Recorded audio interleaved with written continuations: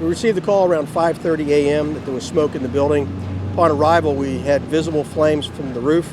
We accessed the roof quickly and saw fire coming from one of the vent stacks. We also made entry on the interior, and when we started removing ceiling tiles, we found superheated gases and fire up in the concealed space. At that point, we decided to exit the building, and at that point, the fire broke through the roof and vented itself, and the fire spread quickly.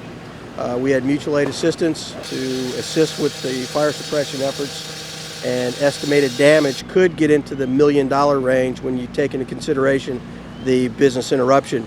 We had difficulty accessing the fire because the gases were trapped within the concealed space of the suspended ceiling. This is an older building.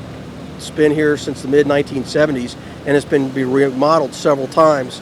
When they remodeled it, rather than removing the existing ceiling, they just go ahead and put in another drop ceiling.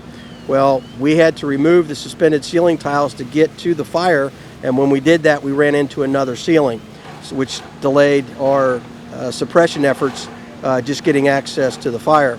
Big fancy trucks and water, they don't mean anything if you can't get the water to the fire. So that delayed our suppression efforts until we could actually get access to the fire, to the structure, and then once we applied the water, then we brought the fire under control fairly quickly. There were no civilian injuries, no firefighter injuries. The manager, when she arrived this morning at approximately 5 a.m., when she entered the building, she smelled smoke and saw a light haze in the building.